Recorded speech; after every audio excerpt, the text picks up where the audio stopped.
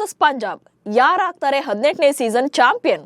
ಕೋಟ್ಯಂತರ ಅಭಿಮಾನಿಗಳನ್ನ ಕಾಡ್ತಾ ಇರುವಂತಹ ಪ್ರಶ್ನೆ ಇದು. ಅಹಮದಾಬಾದ್ನ ನರೇಂದ್ರ ಮೋದಿ ಸ್ಟೇಡಿಯಂನಲ್ಲಿ ನಡೆಯಲಿರುವಂತಹ ಫೈನಲ್ ಪಂದ್ಯಕ್ಕೆ ಇಡೀ ಕ್ರಿಕೆಟ್ ಜಗತ್ತೇ ಕಾಯ್ತಾ ಇದೆ. ಚೊಚ್ಚಲ ಕಪ್ ಎತ್ತಿ ಹಿಡಿಯೋದು ಯಾರು ಎನ್ನುವಂತ ಕುತೂಹಲಕ್ಕೆ ಇನ್ನೇನು ಕೆಲ ಗಂಟೆಗಳಲ್ಲೇ ತೆರೆ ಬೀಳಲಿದೆ.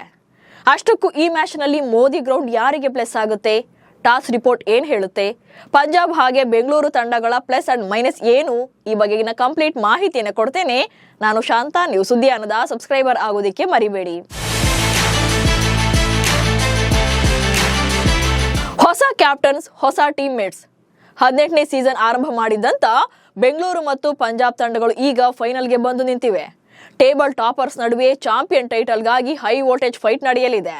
ಟ್ರೋಫಿಯನ್ನ ಗೆಲ್ಲೋಕೆ ಉಭಯ ತಂಡಗಳು ಕೂಡ ಮೋಸ್ಟ್ ಡಿಸರ್ವಿಂಗ್ ಆಗಿವೆ. ಪಂಜಾಬ್ಗೆ ಹ್ಯಾಟ್ರಿಕ್ ಸೋಲಿನ ರುಚಿ ತೋರಿಸಿ ಆರ್ಸಿಬಿ ಕಪ್ ಗೆಲ್ಲೋಕೆ ಕಾಯ್ತಾ ಇದ್ರೆ, ಫೈನಲ್ನಲ್ಲೇ ಹಳೆ ಪಂದ್ಯಗಳ ಸೋಲಿಗೆ ಸೇಡನ್ನ ತೀರಿಸಿಕೊಳ್ಳೋಕೆ ಪಂಜಾಬ್ ಕೂಡ ಕಾಯ್ತಾ ಇದೆ. ಹಾಗೆ ಕ್ಲೈಮ್ಯಾಕ್ಸ್ ಮ್ಯಾಚ್ ಅಲ್ಲಿ ಯಾರೆಲ್ಲ ಕಣಕ್ಕಿಳಿಬಹುದು ಅನ್ನುವಂತ ಲೆಕ್ಕಾಚಾರಗಳು ಕೂಡ ನಡೀತಾ ಇವೆ. ಫೈನಲ್ಗೂ ಇರಲ್ವಾ ಟಿಮ್ ಡೇವಿಡ್? ಹೇಗಿರುತ್ತೆ ಪ್ಲೇಯಿಂಗ್ 11? ಆರ್ಸಿಬಿ ಅಭಿಮಾನಿಗಳನ್ನ ಕಾಡ್ತಾ ಇರುವಂತ ಅತಿದೊಡ್ಡ ಪ್ರಶ್ನೆ ಅಂದ್ರೆ ಇದೆ. ಮಿಡಲ್ ಆರ್ಡರ್ ನಲ್ಲಿ ಆಪತ್ ಬಾಂಧವನಾಗಿ ಫಿನಿಶರ್ ರೋಲ್ ಪ್ಲೇ ಮಾಡ್ತಾ ಇದ್ದಂತ ಟಿಮ್ ಡೇವಿಡ್ ಫೈನಲ್ ಮ್ಯಾಚ್ ಆಡ್ತಾರಾ ಅಥವಾ ಇಲ್ವಾ ಅನ್ನೋದು. ಸನ್ ರೈಸರ್ಸ್ ಹೈದರಾಬಾದ್ ವಿರುದ್ಧದ ಲೀಗ್ ಪಂದ್ಯದಲ್ಲಿ ಗಾಯಗೊಂಡಿದ್ದಂತ ಟಿಮ್ ಡೇವಿಡ್ ಅವರು ಲಕ್ನೋ ವಿರುದ್ಧ ಕಣಕ್ಕಿಳಿದಿರಲಿಲ್ಲ. ಹಾಗೆ ಕ್ವಾಲಿಫೈರ್ 1 ಕೂಡ ಕಾಣಿಸಿಕೊಂಡಿರಲಿಲ್ಲ. ಸೊ ಫೈನಲ್ ಮ್ಯಾಚ್ಗಾದ್ರೂ ಕಮ್ ಬ್ಯಾಕ್ ಮಾಡ್ತಾರಾ ಅಂದ್ರೆ ಅದು ಕೂಡ ಕನ್ಫರ್ಮ್ ಆಗ್ತಾ ಇಲ್ಲ. ಈ ಬಗ್ಗೆ ಮಾತನಾಡಿರುವಂತ ನಾಯಕ ರಜತ್ ಪಾಟಿದಾರ್, ಡೇವಿಡ್ ವೈದ್ಯಕೀಯ ಸಿಬ್ಬಂದಿ ಅವರ ಮೇಲ್ವಿಚಾರಣೆಯಲ್ಲಿದ್ದಾರೆ. ಪಂದ್ಯದ ಆರಂಭಕ್ಕೂ ಮುನ್ನ ಅಧಿಕಾರಿಗಳು ಹೇಳೋವರೆಗೂ ಕೂಡ ಅವರನ್ನ ಆಡಿಸಬೇಕಾ ಅಥವಾ ಬೇಡವಾ ಅನ್ನೋ ಬಗ್ಗೆ ನಾವೇನು ಹೇಳೋಕ್ ಸಾಧ್ಯ ಇಲ್ಲ ಎಂದಿದ್ದಾರೆ.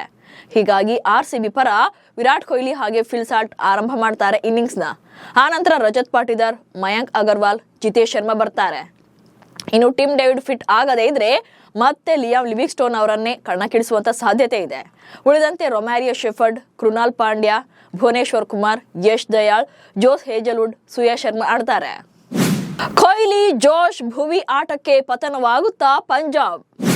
ಬೆಂಗಳೂರು ವರ್ಸಸ್ ಪಂಜಾಬ್ ನಡುವಿನ ಈ ಹೈ ವೋಲ್ಟೇಜ್ ಮ್ಯಾಚ್ ಅಲ್ಲಿ ಆರ್ಸಿಬಿಯ 3 ಆಟಗಾರರ ಮೇಲೆಯೇ ಎಲ್ಲರ ಕಣ್ಣಿದೆ. ಅದರಲ್ಲಿ ನಂಬರ್ 1 ವಿರಾಟ್ ಕೊಹ್ಲಿ, ಹಾಗೆ ನಂಬರ್ 2 ಜೋಶ್ ಹೇಜಲ್ವುಡ್, ಹಾಗೆ ನಂಬರ್ 3 ಭುವನೇಶ್ವರ್ ಕುಮಾರ್. ಈ 3 ಜನರ ಮೇಲೆಯೇ ಹೆಚ್ಚಿನ ನಿರೀಕ್ಷೆಗಳನ್ನು ಇಟ್ಕೊಳ್ಳಲಾಗಿದೆ. ವಿರಾಟ್ ಕೊಹ್ಲಿ ಈ ಸೀಸನ್ ಅಲ್ಲಿ ಆರ್ಸಿಬಿ ಪರ ಅತಿ ಹೆಚ್ಚು ರನ್ ಕಲೆ ಹಾಕಿದ್ದಾರೆ. ಹಾಗೆ ಪಂಜಾಬ್ ವಿರುದ್ಧ 36 ಇನ್ನಿಂಗ್ಸ್ಗಳಲ್ಲಿ 1116 ರನ್ಗಳನ್ನು ಸ್ಕೋರ್ ಮಾಡಿದ್ದಾರೆ. ಇನ್ನು ಜೋಶ್ ಹೇಜಲ್ವುಡ್ ಈ ಸೀಸನ್ ಅಲ್ಲಿ ಇದುವರೆಗೆ 21 ವಿಕೆಟ್ಗಳನ್ನು ಕಬಳಿಸಿದ್ದಾರೆ. ಭುವನೇಶ್ವರ್ ಕುಮಾರ್ ತಮ್ಮ ಐಪಿಎಲ್ ವೃತ್ತಿ ಜೀವನದಲ್ಲಿ ಪಂಜಾಬ್ ಕಿಂಗ್ಸ್ ವಿರುದ್ಧವೇ ಅತಿ ಹೆಚ್ಚು ವಿಕೆಟ್ಗಳನ್ನು ಬೇಟೆಯಾಡಿದ್ದಾರೆ. ಪಂಜಾಬ್ ವಿರುದ್ಧ ಇದುವರೆಗೆ 32 ವಿಕೆಟ್ಗಳನ್ನು ಕಬಳಿಸಿದ್ದಾರೆ. ಹೀಗಾಗಿ ಈ 3 ಪ್ರದರ್ಶನ ತಂಡಕ್ಕೆ ನಿರ್ಣಾಯಕವಾಗಲಿದೆ. ಆರ್ಸಿಬಿ ವಿರುದ್ಧ 2 ಸೋಲು, ಸೇಡಿಗೆ ಕಾಯ್ತಿದೆ ಪಂಜಾಬ್. ಇನ್ನು ಪಂಜಾಬ್ ತಂಡದ ಆಟಗಾರರು ಕೂಡ 18ನೇ ಸೀಸನ್ ಅಲ್ಲಿ ಚರಿತ್ರೆಯನ್ನ ಸೃಷ್ಟಿಸೋಕೆ ಕಾಯ್ತಾ ಇದ್ದಾರೆ. ಚೊಚ್ಚಲ ಟ್ರೋಫಿಯನ್ನ ಎತ್ತಿ ಹಿಡಿಯುವಂತ ಲೆಕ್ಕಾಚಾರದಲ್ಲಿದ್ದಾರೆ. ಅದರ ಜೊತೆಗೆ ಆರ್ಸಿಬಿ ವಿರುದ್ಧ ಸೇಡು ತೀರಿಸಿಕೊಳ್ಳೋಕ್ಕೂ ಕೂಡ ಕಾಯ್ತಾ ಇದ್ದಾರೆ. ಈ ಸೀಸನ್ ಅಲ್ಲಿ ಆರ್ಸಿಬಿ ಮತ್ತು ಪಂಜಾಬ್ ನಡುವೆ ಈವರೆಗೂ ಕೂಡ 3 ಪಂದ್ಯಗಳು ನಡೆದಿವೆ. ಈ ಪೈಕಿ ಬೆಂಗಳೂರಿನಲ್ಲಿ ನಡೆದಂತಹ ಮೊದಲ ಪಂದ್ಯದಲ್ಲಿ ಪಂಜಾಬ್ ತಂಡ ಗೆಲುವನ್ನ ದಾಖಲು ಮಾಡಿತ್ತು. ಆ ನಂತರ ಮುಲನ್ಪುರದಲ್ಲಿ ನಡೆದಂತಹ ಫೈಟ್ ಅಲ್ಲಿ ಆರ್ಸಿಬಿ ಗೆದ್ದು ರಿವೆಂಜ್ ತೀರಿಸಿಕೊಂಡಿತ್ತು. ಹಾಗೆ ಮೇ 29ರಂದು ನಡೆದಂತ ಕ್ವಾಲಿಫೈರ್ 1 ನಲ್ಲಿ ಬೆಂಗಳೂರು ಬಾಯ್ಸ್ ಕಂಪ್ಲೀಟ್ ಡಾಮಿನೇಟ್ ಮಾಡಿ ಹೀನಾಯವಾಗಿ ಪಂಜಾಬ್ ತಂಡವನ್ನ ಸೋಲಿಸಿದ್ರು. ಡೈರೆಕ್ಟ್ ಟು ಫಿನಾಲೆ ಟಿಕೆಟ್ ಅನ್ನ ಗೆದ್ದು ಬೀಗಿದ್ರು. ಸೊ ರಜತ್ ಪಡೆ ವಿರುದ್ಧ ಬ್ಯಾಕ್ ಟು ಬ್ಯಾಕ್ 2 ಮ್ಯಾಚ್ಗಳನ್ನ ಸೋತಿರುವಂತಹ ಪಂಜಾಬ್ ಕೂಡ ಫೈನಲ್ ನಲ್ಲೇ ರಿವೆಂಜ್ ತಗೊಳ್ಳೋಕೆ ಕಾಯ್ತಾ ಇದೆ. ಮುಂಬೈ ವಿರುದ್ಧದ ಪಂದ್ಯದಲ್ಲಿ ನಾಯಕ ಶ್ರೇಯಸ್ ಅಯ್ಯರ್ ಅಂತೂ ಕೂಲ್ ಅಂಡ್ ಕಾಮ್ ಆಗಿ ಟೀಮ್ ಅನ್ನ ಲೀಡ್ ಮಾಡಿ ಫೈನಲ್ ಪಂದ್ಯಕ್ಕೆ ಅದೇ ಮೊಮೆಂಟಮ್ ಕಂಟಿನ್ಯೂ ಮಾಡೋಕೆ ಕಾಯ್ತಾ ಇದ್ದಾರೆ. ಇನ್ನೊಂದು ಇಂಟ್ರೆಸ್ಟಿಂಗ್ ಅಂದ್ರೆ ಪಂಜಾಬ್ ನಲ್ಲಿ ಇರೋರೆಲ್ಲ ಯಂಗ್ಸ್ಟರ್ಸ್.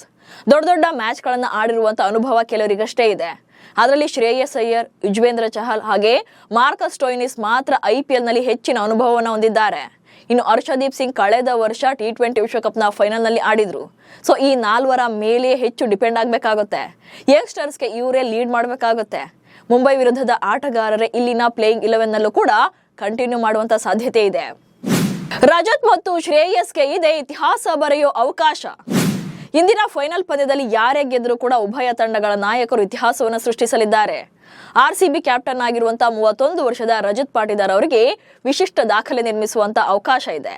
ಆರ್ಸಿಬಿ ಏನಾದ್ರೂ ಗೆದ್ರೆ ಪಾಟೀದಾರ್ IPL ಇತಿಹಾಸದಲ್ಲಿ ಅತ್ಯಂತ ವೇಗವಾಗಿ ಪ್ರಶಸ್ತಿ ಗೆದ್ದ ನಾಯಕರ ಪಟ್ಟಿಗೆ ಸೇರ್ತಾರೆ. ತಮ್ಮ ಮೊದಲ ನಾಯಕತ್ವದ ಸೀಸನ್ನಲ್ಲೇ ಚಾಂಪಿಯನ್ ಪಟ್ಟಕ್ಕೇರಿಸಿದವರ ಲಿಸ್ಟ್ಗೆ ಬರ್ತಾರೆ.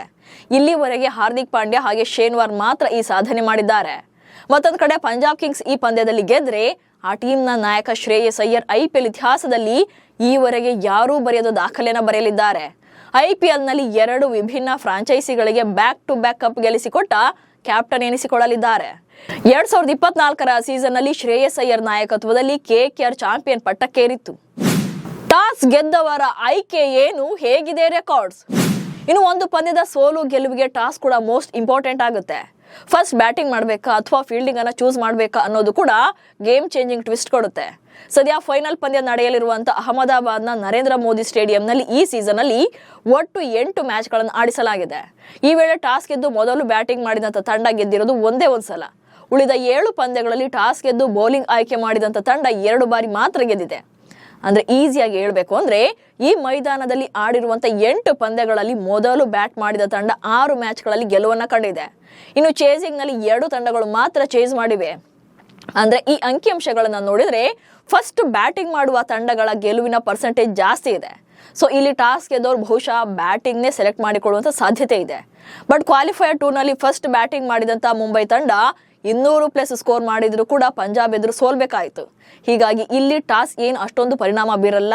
ಬಟ್ ಆಟಗಾರರು ಹೇಗೆ ಪರ್ಫಾರ್ಮ್ ಮಾಡ್ತಾರೆ ಅನ್ನೋದು ಎಫೆಕ್ಟ್ ಆಗುತ್ತೆ.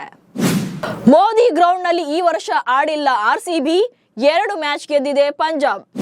ಇನ್ನು RCB ಟೀಮ್ ಅಹಮದಾಬಾದ್ ಸ್ಟೇಡಿಯಂನಲ್ಲಿ ಈವರೆಗೆ ಒಟ್ಟು 6 ಪಂದ್ಯಗಳನ್ನು ಆಡಿದೆ. 2015ರಲ್ಲಿ ಮೊದಲ ಪಂದ್ಯ ಆಗಿತ್ತು. ಈ ಪೈಕಿ 3ರಲ್ಲಿ ಗೆದ್ದಿದ್ರೆ 3ರಲ್ಲಿ ಸೋಲನ್ನ ಕಂಡಿದೆ. ಇನ್ನು ಪಂಜಾಬ್ ಕೂಡ ಒಟ್ಟು 6 ಪಂದ್ಯಗಳನ್ನು ಈ ಗ್ರೌಂಡ್ ನಲ್ಲಿ ಆಡಿದೆ. ಈ ಪೈಕಿ ಪಂಜಾಬ್ ಕೂಡ 3ರಲ್ಲಿ ಗೆದ್ದು 3ರಲ್ಲಿ ಸೋಲನ್ನ ಕಂಡಿದೆ. ವಿಷಯ ಅಂದ್ರೆ ಈ ಸೀಸನ್ ಅಲ್ಲಿ ಪಂಜಾಬ್ಗೆ ಒಂದು ಪ್ಲಸ್ ಪಾಯಿಂಟ್ ಕೂಡ ಇದೆ. ಈ ಸೀಸನ್ ನಲ್ಲೇ ಪಂಜಾಬ್ ಟೀಮ್ ಮೋದಿ ಗ್ರೌಂಡ್ ನಲ್ಲಿ 2 ಪಂದ್ಯಗಳನ್ನಾಡಿ 2ರಲ್ಲೂ ಕೂಡ ಗೆಲುವನ್ನು ತಮ್ಮದಾಗಿಸಿಕೊಂಡಿದ್ದಾರೆ. ಮೊದಲನೇದಾಗಿ ಲೀಗ್ ಹಂತದ ಮ್ಯಾಚಸ್ ವೇಳೆ ಗುಜರಾತ್ ಟೈಟನ್ಸ್ ವಿರುದ್ಧ ಕಣಕ್ಕಿಳಿದಿದ್ರು. ಫಸ್ಟ್ ಬ್ಯಾಟಿಂಗ್ ಮಾಡಿದಂತ ಪಂಜಾಬ್ ತಂಡ 5 ವಿಕೆಟ್ ನಷ್ಟಕ್ಕೆ 243 ರನ್ಗಳನ್ನ ಬಾರಿಸಿ 11 ರನ್ಗಳ ಅಂತರದಲ್ಲಿ ಗೆದ್ದಿದ್ರು. ಈ ಮ್ಯಾಚ್ ಅಲ್ಲಿ ಶ್ರೇಯಸ್ ಅಯ್ಯರ್ 97 ರನ್ ಗಳಿಸಿ ನಾಟ್ಔಟ್ ಆಗಿ ಉಳಿದಿದ್ರು. ಹಾಗೆ ಮುಂಬೈ ವಿರುದ್ಧ ನಡೆದಂತ ಕ್ವಾಲಿಫೈಯರ್ 2 ನಲ್ಲೂ ಕೂಡ 204 ರನ್ಗಳನ್ನ ಚೇಸ್ ಮಾಡಿ ಗೆದ್ದಿದ್ದಾರೆ. ಇಂಟ್ರೆಸ್ಟಿಂಗ್ ವಿಚಾರ ಅಂದ್ರೆ ಶ್ರೇಯಸ್ ಅಯ್ಯರ್ ಈ ಮ್ಯಾಚ್ ಅಲ್ಲೂ ಕೂಡ 87 ರನ್ ಗಳಿಸಿ ನಾಟ್ಔಟ್ ಆಗಿದ್ರು. ಸೊ ನರೇಂದ್ರ ಮೋದಿ ಸ್ಟೇಡಿಯಂನಲ್ಲಿ ಶ್ರೇಯಸ್ ಅಯ್ಯರ್ ಬ್ಯಾಟ್ ಹೆಚ್ಚು ಸದ್ದು ಮಾಡುತ್ತೆ ಅನ್ನೋದು ಈ ನಂಬರ್ಗಳಲ್ಲೇ ಗೊತ್ತಾಗ್ತಾ ಇದೆ. ಬಟ್ RCB ಈ ಸೀಸನ್ ಅಲ್ಲಿ ಇದುವರೆಗೂ ಕೂಡ ಒಂದೇ ಒಂದು ಪಂದ್ಯವನ್ನು ಕೂಡ ಅಹಮದಾಬಾದ್ ಸ್ಟೇಡಿಯಂನಲ್ಲಿ ಆಡಿಲ್ಲ. 18ರ ನಂಟು ಅಭಿಮಾನಿಗಳ ಲೆಕ್ಕಾಚಾರ ನಿಜವಾಗುತ್ತಾ? 9 ವರ್ಷಗಳ ಬಳಿಕ ಬೆಂಗಳೂರು ಟೀಮ್ ಫೈನಲ್ಗೆ ಬಂದಿರೋದೇ RCB ಅಭಿಮಾನಿಗಳ ಸಂಭ್ರಮಕ್ಕೆ ಕಾರಣವಾಗಿದೆ. ಅದೆಲ್ಲಕ್ಕಿಂತ ಹೆಚ್ಚಾಗಿ 18ನೇ ಸೀಸನ್ ತುಂಬಾನೇ ಸ್ಪೆಷಲ್ ಆಗಿದ್ದು ನಂಬರ್ ಗೇಮ್ ಕೂಡ ನಡೀತಾ ಇದೆ. ಇದು 18ನೇ ಸೀಸನ್ನ IPL. ವಿರಾಟ್ ಕೊಹ್ಲಿ ಅವರ ಜೆರ್ಸಿ ನಂಬರ್ ಕೂಡ 18. ಅಲ್ಲದೆ ಕೊಹ್ಲಿ RCB ಪರ ಆಡೋಕೆ ಶುರು ಮಾಡಿ 18 ವರ್ಷಗಳಾಗಿವೆ. ಅತ್ತ RCB ಅಭಿಮಾನಿಗಳು ಕೂಡ 18 ವರ್ಷಗಳಿಂದ ಕಪ್ಗಾಗಿ ಕಾಯ್ತಿದ್ದಾರೆ. ಇವೆಲ್ಲವೂ ಕೂಡ 18 ಆಗಿರೋದ್ರಿಂದ ಕಪ್ ನಮ್ದೇ ಅಂತ ಕಾನ್ಫಿಡೆನ್ಸ್ ನಲ್ಲಿದ್ದಾರೆ. ಅದರ ಜೊತೆಗೆ IPL ಫೈನಲ್ ಪಂದ್ಯ ನಡೀತಾ ಇರುವಂತ ದಿನಾಂಕದ ಒಟ್ಟು ಮೊತ್ತ ಕೂಡ 18 ಆಗುತ್ತೆ. IPL ಫೈನಲ್ ಪಂದ್ಯ ನಡೀತಾ ಇರುವಂತ 3ನೇ ತಾರೀಕು 6ನೇ ತಿಂಗಳು ಹಾಗೆ 2025ನೇ ವರ್ಷ ಈ ಅಷ್ಟೂ ನಂಬರ್ಗಳನ್ನ ಕೂಡಿಸಿದ್ರೆ ಒಟ್ಟು ಮೊತ್ತ 18 ಆಗುತ್ತೆ. ಹೀಗಾಗಿ ಕಪ್ ನಮ್ಮದೇ ಅಂತ ಮೆಂಟಲಿ ಫಿಕ್ಸ್ ಆಗಿದ್ದಾರೆ. ಒಟ್ನಲ್ಲಿ 10 ತಂಡಗಳ ಜರ್ನಿ ಈಗ 2ರ ಘಟ್ಟದಲ್ಲಿದೆ. ಟ್ರೋಫಿಯನ್ನ ಎತ್ತಿ ಹಿಡಿಯೋಕೆ ಉಭಯ ತಂಡಗಳಿಗೂ ಕೂಡ ಇನ್ನೊಂದೇ ಹೆಜ್ಜೆ ಬಾಕಿ. ಅದು ಅಲ್ಲದೆ ಯಾವ ತಂಡವೇ ಗೆದ್ರೂ ಕೂಡ ಅವರಿಗೆ ಇದು ಮೊದಲ ಟ್ರೋಫಿ ಆಗಲಿದೆ. ಹೀಗಾಗಿ ಗೆದ್ದವರು ಇತಿಹಾಸವನ್ನ ನಿರ್ಮಿಸಿ ಟೈಟಲ್ ಗೆದ್ದವರ ಲಿಸ್ಟ್ ಸೇರ್ತಾರೆ. ಅದರಲ್ಲೂ RCB ಟೀಮ್ ಗೆದ್ರಂತೂ ಸೆಲೆಬ್ರೇಷನ್ ನೆಕ್ಸ್ಟ್ ಲೆವೆಲ್ ನಲ್ಲೇ ಇರುತ್ತೆ. ನಮಸ್ಕಾರ.